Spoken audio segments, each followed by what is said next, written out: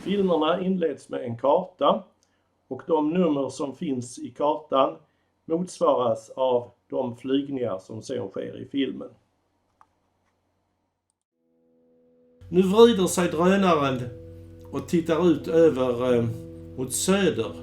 Och nu kommer den verkliga Torhamns udde fram, alltså Sveriges sydostligaste udde. Den udden är både naturreservat och militärt övningsområde. Och man kan samsas ganska bra här. Här finns en fågelstation, ett fågeltorn och ett torn för att dirigera provskjutning som förekommer en del här. Och nu flyger vi istället mot nordväst och ser Torhamns kyrka i högra delen av bilden och ser ut över Torhamnsfjärden här och bortom oss så den långsmala ön, det är den dubbelö, det är Ytterön och Hästholmen som ligger här. Vi ser också hur åkrarna här har en långsmal form och det är så att när man gjorde ett skifte här på 1800-talet så la man ut de respektive gårdarnas ägor i smala remsor tvärs över den här halvön. Och det kan man notera om man kör ut från Torhamn till Torhamns udde eller om man också är ute och går på Torhamns udde. Ja, nu ser vi hamnen i Torhamn igen. Men nu ska vi titta ut mot söder och ser då Långören och en rad andra öar i den yttre skärgården här. Och så vrider sig drönaren upp och så ser vi snart Torhamns udde från söder. Och då ser vi en spikrak väg som slutar med en brygga. Och här ute vid den här bryggan och de här stenöarna som syns här, det är nästan hela året ett intressant fågelliv. Den här vägen har väl gjort att det här har inte blivit en ö igen. Det var egentligen, den kallas för Luckorna här.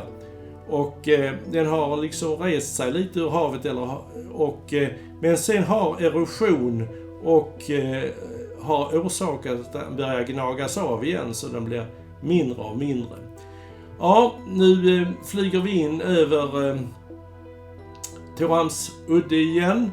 Och där är lite träd till höger och där ligger både ett fågeltorn och en liten fågelstation. Men i vänstra delen av bilden ett öppet område med, kan vi säga, lite brun-lila karaktär. Det är en av de få kvarvarande resterna av Ljunghed som finns i Blekinge. I Blekinge brände man inte ljunghedarna som i Halland, utan här skötte man dem genom att man skördade ljungen på vårvintern, och det var ett gott tillskott till utfodringen av djuren när det började bli kärvt fram på slutet på vintern. Vi ser nu framför oss också den östra stranden av Torhamns udde, och här finns det stenbryggor som går ut på flera ställen, och de har haft med fiske att göra tidigare, till exempel antagligen med ålafiske. Här flyger vi från norr och ser nu Torhamns udde igen, och bortom Torhamns udde och Luckorna, som är den här halvön som slutar med en brygga, ligger då en rad rätt stora öar som Långören som vi började titta på. Här finns Ungskär, Mellanskär, Vieskär och längst ut Utlängan. Och det är också ett mål som vi kommer att beskriva i drönarflygningar här. Fågellivet här är intressant året runt. Sjöfåglar passerar till exempel på hösten, kommer från norr, rundar udden och flyger sedan mot sydväst. Kan vi säga flyttande fåglar, landbaserade fåglar, kommer in mot udden till exempel på våren och har det här kanske som en av sina första stoppställen och rastar. Och på hösten så ska de ut den här vägen över havet. Nu så ser vi hur det finns längs stränderna är ganska gröna.